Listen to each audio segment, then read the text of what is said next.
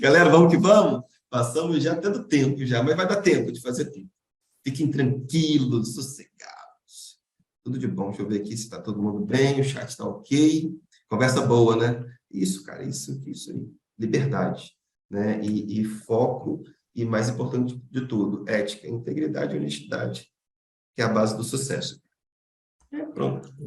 Fechou. Exatamente. Ficou bonito. Partiu. Então, vocês já conhecem aí como, né, provedor residencial e também a Flow Spec, né, ajudando os amigos a mitigar os ataques da DOS. Cara, BGP. Né? Alguns de vocês já conhecem, outros não, a maioria é especialista já em BGP, e a gente não vai se aprofundar tanto, a gente só vai dar uma pincelada, tá? A gente vai se aprofundar lá no outro curso que eu mostrei para vocês. Mas, uma das sacadas, Point, do BGP, pelo menos no meu ponto de vista, é que se você, tudo que você segmenta fica fácil de interpretar, né? Quando a gente vai estudar BGP, muitas vezes a gente acaba engolindo um monte de conteúdo. E tá tudo bem, tem gente que aprende assim. Eu tentei aprender assim, não consegui. Tá? Então, eu comecei a segmentar as coisas. Lembra? O poder da internet está na sua descentralização. Eu comecei a descentralizar a informação. E, a partir dos cursos que eu fui fazendo, eu fui descobrindo algumas técnicas legais. Uma delas é essa aqui que eu passei a fazer e a ensinar também, que é dividir o BGP em algumas partes. Então, se a gente consegue, por exemplo, dominar a parte de peering BGP, estabelecer sessões BGP, o que é isso, como é que funciona, os tipos de mensagens, para poder fazer um troubleshoot quando tem um problema, e tudo mais. Inclusive, por falar em problema e por falar em troubleshoot de BGP, eu comentei com vocês um problema ontem que eu estava tendo com um cliente de um NF, um A, e tem BGP de um lado, tem VS, blá, blá, blá. Eu comentei isso com vocês. Vocês lembram disso? Alguém? Eu não comentei? Está com um problema Comentou ontem, sim. assim? Comentou. Tá bom, ó. Tudo funcionando na VS, tudo funcionando em tudo quanto é lugar, tá? Normal. Só para vocês terem uma... O problema estava onde? Eu comentei que o transporte falou que a VS é gambiarra, né? O problema estava no transporte. Lembramos, não vai dizer que era o BGP que tava com pepino, hein? Entendeu? As sessões BGP estabeleciam e caíam, perda de pacote, às vezes não pingava, hora um pingava, hora outro não pingava, era uma doideira. No final, quem era o problema? Era o transporte. O cara falou na cara dura, cara, Virtual System How em gambiarra. Eu falei, cara, que deselegante. Puta que pariu. Tantas formas elegantes de bater na cara da gente, o cara vai de forma deselegante e bate. Pô, gambiarra, cara, mas em qual versão? Porque se é gambiarra, cara, não deveria estar funcionando. É um bug que tem. Qual é a versão que tem bug? Porque se é bug, está relacionado a um changelog, uma versão. Com certeza alguém já reconheceu qual é a trilha disso. Me mostra. Não, mas isso aí não sou eu que estou falando. É uma consultoria especializada em Howler Tempestade. Mas, enfim, a gente conseguiu passar. E agora está lá, o SP2 no AVS, SP4 na MAIN, a principal, trânsito de um lado, trânsito do outro, CDN, PTT, internacional, pronto. Deu tudo redundante. Lindo. E tem outra caixa igual do lado, assim. E os caras falando que a gambiarra era AVS, mas tudo bem. A gente entende. Mas essa é uma das sacadas. Se você não cai para dentro do protocolo, você não consegue fazer o que a gente chama de troubleshoot, né? Você não consegue ter uma evidência e montar, tá, um laudo construtivo para poder você debater com os outros profissionais, porque eles também precisam de informação. Muitas vezes eles não têm mesmo como coletar dados do seu lado. E isso acontece, está tudo bem com isso. A gente tem que entender o lado dos amiguinhos também, né? Pô, apesar de eu ter explicado para o cara qual era o meu cenário, né? A fibra do cara entrava no F1A direto. Esse era o meu cenário. Então, eu expliquei para ele, ó, a fibra entra aqui direto. Entendeu? Olha que louco isso, né? E mesmo assim, a gente tinha todos os problemas. Ele não tem como mesmo o cenário sendo o mais simples possível, ele não vai conseguir ter uma observabilidade do seu lado. Você, com a sua expertise, você tem que se imaginar do outro lado também. Pô, cara, do outro lado, o cara tá me falando que tem isso, tem isso. Puta, cara, pega uma caneta, pega um papelzinho, começa a desenhar. O cara falou um monte de coisa. Começa a tentar interpretar o que ele falou, desenha a topologia dele, tenta interpretar e ajudar o cara. Eu não falo que o seu cliente faz gambiarra. Isso não é bonito. Tá? Seu cliente não precisa ouvir isso. Ele paga você. Entendeu? É tenso, né? Mas é verdade. Então, eu entendi que se eu interpretar e conseguir dominar toda a parte de peering BGP, como funciona o peering, como funciona as mensagens que são trocadas para poder fazer troubleshoot, tudo relacionado ao peering, eu consigo partir para uma segunda etapa, que é entender como é que se originam os prefixos, como é que eu faço os anúncios, o que é uma tabela de roteamento, o que é um tal de NLRI, né, que é um nomezinho do campo da tabela do protocolo, né, quando você faz a troca de mensagem, é nesse campo específico que vai o prefixo que é trocado dentro da tabela de roteamento. Então, isso é muito importante. Porque se você não recebe uma mensagem, você não recebe uma tabela de roteamento, pode ser que tenha algum problema nesse campo específico. E você vai precisar provar para a pessoa que não está vendo mensagem, mostrando lá a captura da meleca do pacote. Isso já aconteceu comigo. Tá? Bom, dominou a origem dos prefixos, da onde os prefixos se originam. Inclusive, vocês sabem muito bem, né? Eu posso originar prefixos de um IGP, de um software que faça tratamento de rotas interno de uma rede, né? Que o BGP, o SPF, isso tudo é software, né, gente? Isso tudo é software, cara. Muita gente não encara dessa forma, né? Ou finge não encarar, né? Faz tipo mãe cega, não tem quando o filho faz merda? Fica, né? Sabe que é verdade, mas não aceita, né? Mas é um software, cara. É a meleca isso. Temos que encarar que é um programador que fez essa parada. Né? E a gente, engenheiro de rede, depende de vocês, programadores. Isso é verdade. Por isso que muito engenheiro é programador também. Entendeu? Então, isso é muito importante, porque a partir do momento que eu entendo o que é esse tal do prefixo, esses blocos de IP, o que é esse negócio todo, eu consigo trabalhar com o quê? Com filtros, com o que a gente chama de política de roteamento. E aqui dentro eu consigo trabalhar com um negócio chamado atributo BGP, que é o segredo do sucesso do BGP, é um tal de atributo. Dentro dos atributos você tem um monte de coisa, inclusive algo que a gente vai falar aqui no curso, que são as comunidades, que são as communities, né? A gente não vai entrar em detalhes dos outros atributos, a gente vai falar disso lá no curso de BGP. Mas as communities a gente vai precisar fazer porque você manipular a sua política de roteamento com communities faz todo sentido quando você trabalha com mitigação. E a gente vai precisar mitigar ataques aqui, né? A gente tem a Black Hole lá do Fastnashmon, a gente vai fazer com que o Fastnashmon aplique esse botão. Community pode ser encarado como um botão, né? Um botão de start. No momento que você aperta o botão da community, a community toma uma ação. É um gatilho, né? Quando se tem um evento. Então, quando eu gero aquele gatilho ali, eu tenho uma ação que gera, né, alguma coisa dentro da rede. Nesse caso, vai aplicar o endereço IP dentro de uma black hole. E a partir disso, né, vai propagar essa black hole a partir dessas communities, porque um botão pode startar uma outra ação, que vai startar uma outra ação, e assim vai respectivamente. Um roteador enviando a black hole para outro, né? Que esse é o objetivo mesmo da parada. Deixa eu ver se tem alguém chamando nós. Maravilha. Ah, tá. Parada que eu vou mandar para o Eliseu. Beleza. Então, pegar essa sacada e, por último, entender as nuances do protocolo. O que é o protocolo em si, para que ele surgiu, né? O que ele queria, qual era o objetivo final dele mesmo, qual é a diferença das suas variâncias, que são o E e o IBGP, né? O External Gateway Protocol e o Internal Gateway Protocol. Deixa eu só...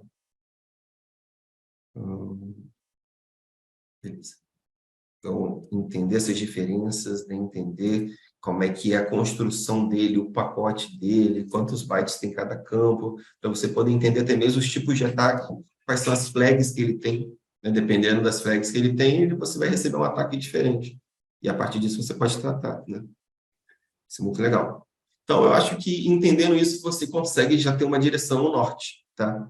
ao Bart aqui, ó, ficar ligado, você já começa aí a caminhar nesse mundo do BGP, né?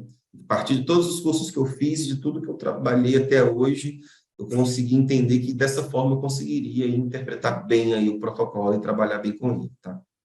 E é isso que a gente vai ver no curso, mas a gente vai dar uma pincelada basicamente nesses 4 passos aí, mas vai ser algo muito mais suave, né? Prometo para vocês, tá? Então, vamos lá.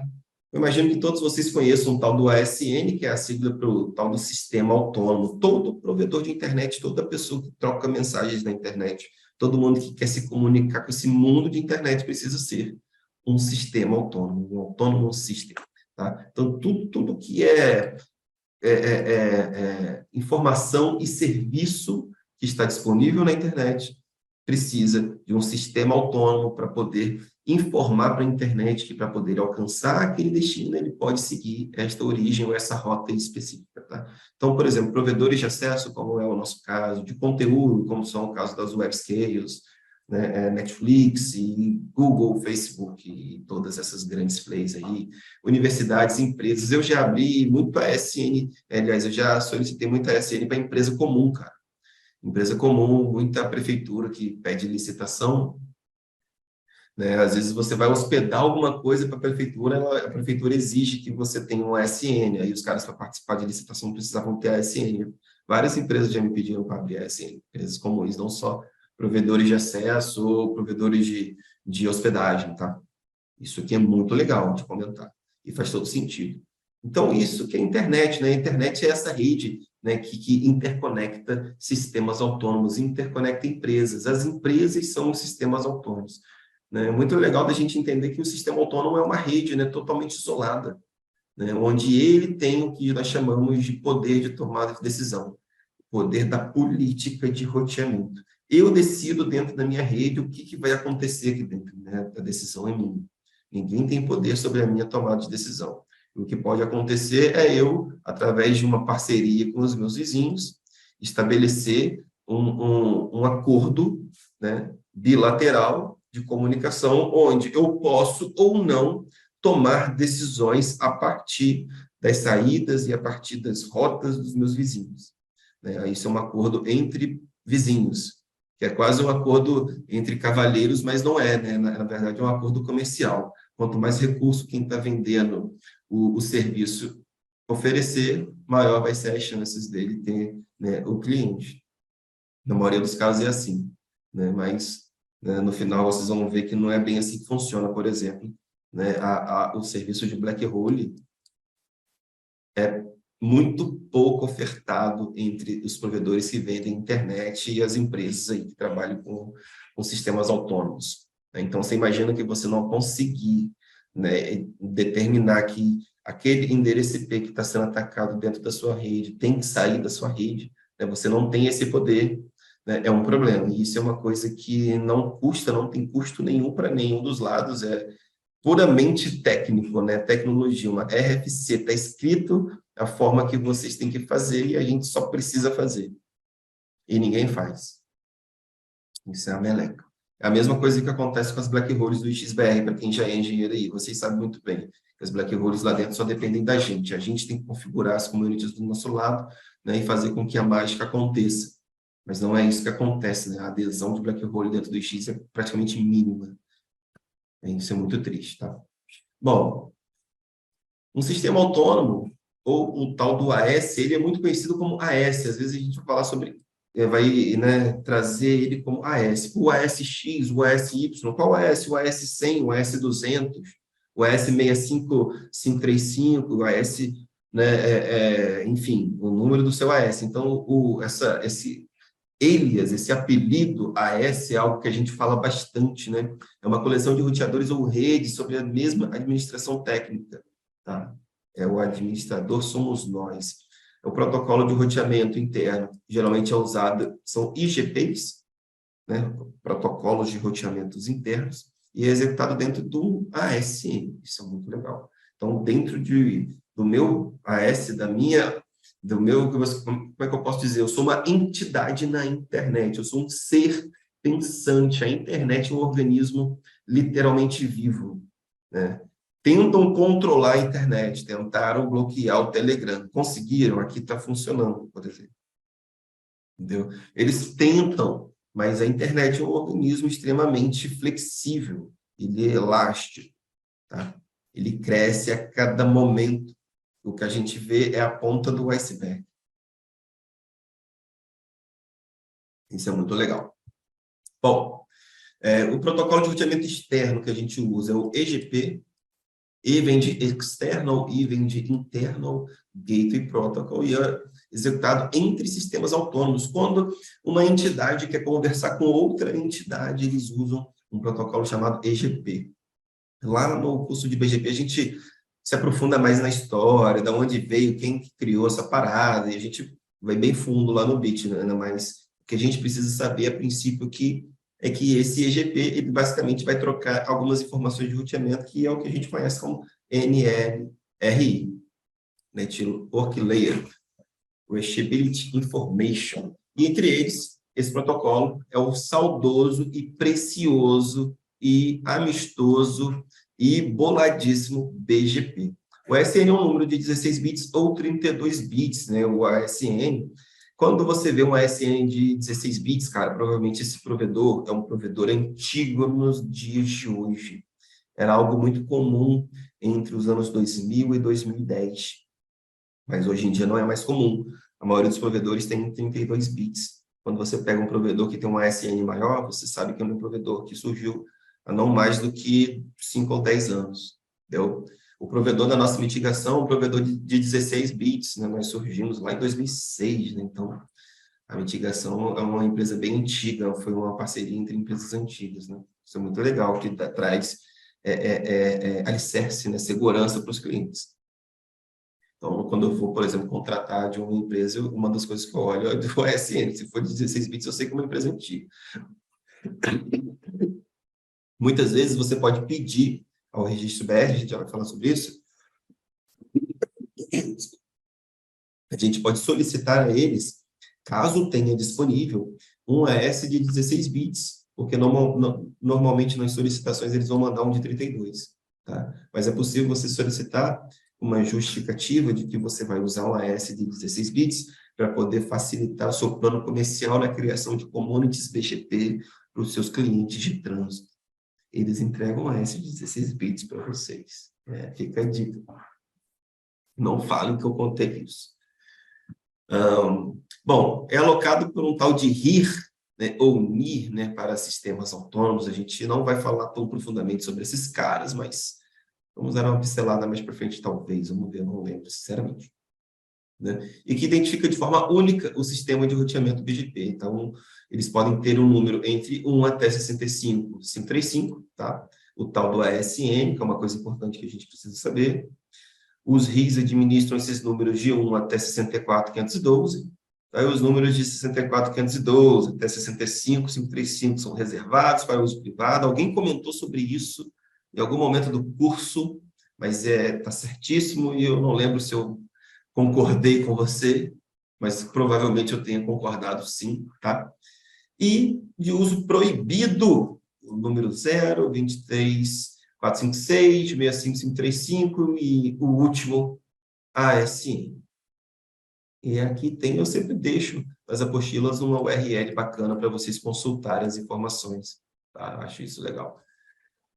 Bom, e rapidamente aqui, acabei comentando com vocês, né, que a gente já falou ou não, temos os RIs aí, né, que são as entidades aí que administram esses blocos de IP e essas entidades que são os ASNs. Então, nós temos a FRENIC, a PENIC, a ARIN, a nossa saudosa LACNIC, inclusive o presidente é o nosso saudosíssimo Maia, o saudoso Salsicha, com todo respeito, porque né, ele é professor da Microtik, ele parece aquele Salsicha do Scooby-Doo, tá ligado? Quando ele era mais novo, né? Porque agora conheci ele há muitos anos, né? Quase 20 anos. O bicho dá aula há muito tempo, né? Fui procurar, quando eu fiz o primeiro curso de Microtik, eu com ele, cara. Sei lá quantos anos atrás. O bicho é fera, manja demais. A gente apelidou ele, Salsicha do Scooby. Mas de muita gente boa. A última vez que eu encontrei com o Maia foi em 2016 no Moon, cara. Bebeu uma cerveja, ficou todo mundo doidão. E o tal do RIP, que cuida lá da Europa, né? Na parte de administração dos ARIM, dos ASNs e dos blocos de IPs dessas regiões, tá? Nosso LACNIC está aqui conosco. Como solicitar? Então, se você não é um ASN ou se você for vender o serviço de solicitação de ASNs, esse é o passo a passo. Eu já fiz um bocado de grana com isso, tá certo? E é super tranquilo, dá um monte de dinheiro. Eu cobrava em torno de R$ 3.000 para solicitar um ASN. Eu mesmo tenho 2 ASNs, e na nossa empresa de mitigação nós temos mais 2, porque quando um cliente sofre um ataque em todos os blocos e mesmo assim nem a gente consegue segurar, a gente pega o bloco de IP nosso e empresta para o cliente, a gente joga no CGNAT dele, salva a empresa dele, e a gente trabalha mais profundamente na mitigação dos blocos dele. Entendeu? Então, nós temos aí um bocado de recurso, né? E é possível vender isso, que hoje em dia não, é difícil conseguir PV4, né? Você vai ter que entrar na fila de espera. Atualmente, a fila está em torno de 800 empresas na sua frente, caso você vá solicitar hoje o seu bloco IPv4, mas IPv6 está disponível, tá bom?